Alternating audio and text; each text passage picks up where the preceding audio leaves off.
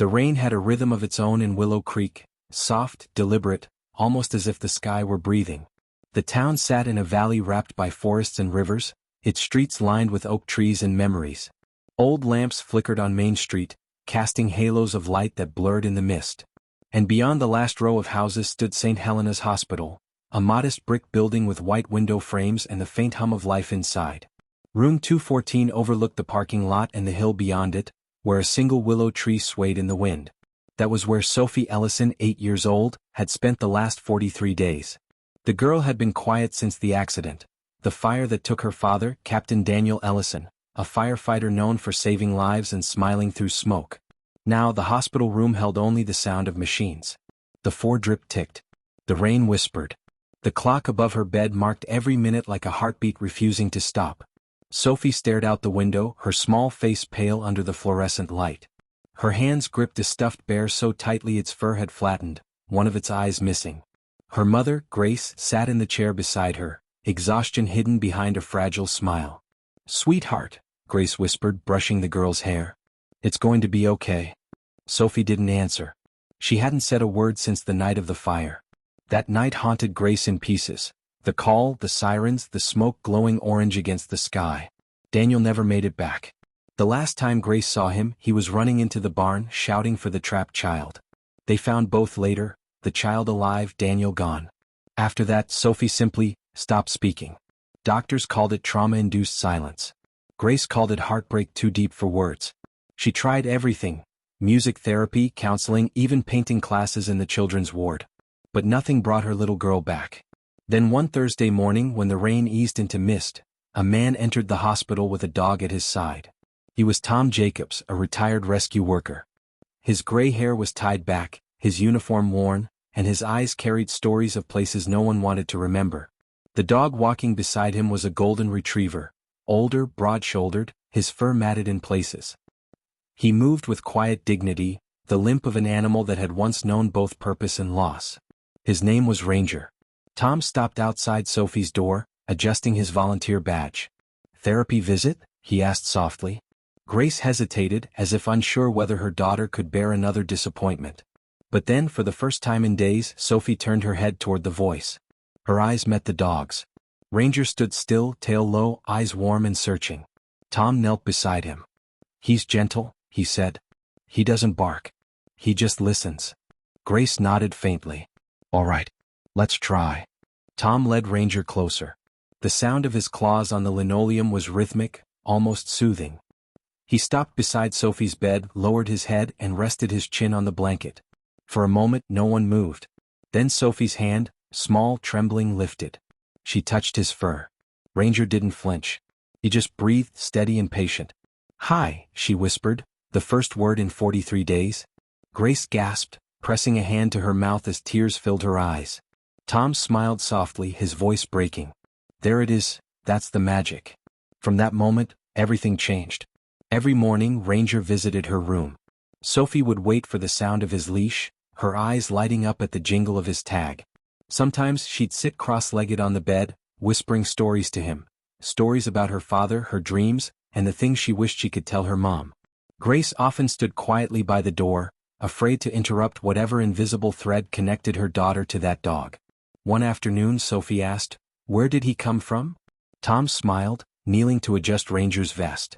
"He used to work with rescue teams, fire units mostly. Save people during floods, accidents, even fires. He was the best we had. But one day he got injured on duty. Lost his partner too." Sophie frowned. "Partner?" Tom nodded. "Firefighter. They were a team for years. When his partner died, Ranger wouldn't eat for a week. We thought he'd never recover. But he did, until we brought him here." Grace's breath caught. "When did that happen?" she asked quietly. Tom looked up. "About 2 months ago." Grace froze. 2 months, the exact time Daniel had died.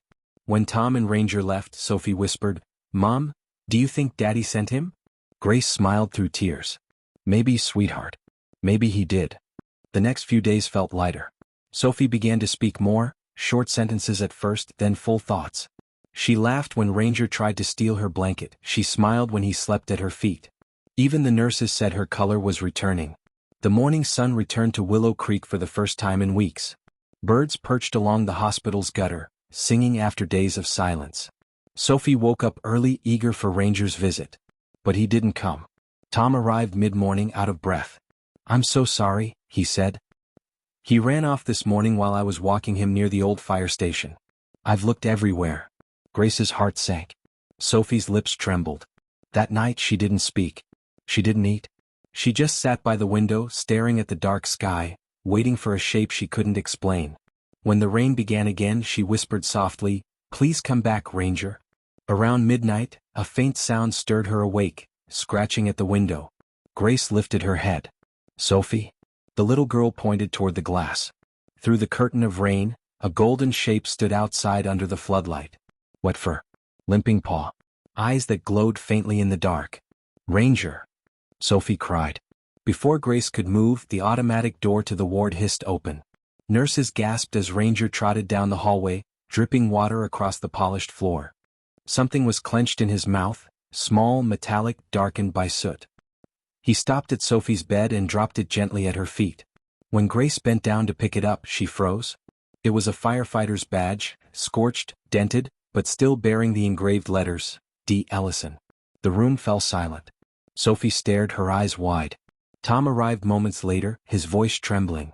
That badge was lost in the fire. We searched for weeks. We never found it." Ranger looked up at Sophie, tail still, as if waiting for acknowledgement. Sophie picked up the badge with trembling hands, pressed it against her chest and whispered, "Thank you for finding him." Ranger licked her fingers once, then sat beside her, calm and still, the rain reflected in his eyes. And then, as quietly as he had arrived, he turned, limped back toward the window and vanished into the storm. No one saw where he went.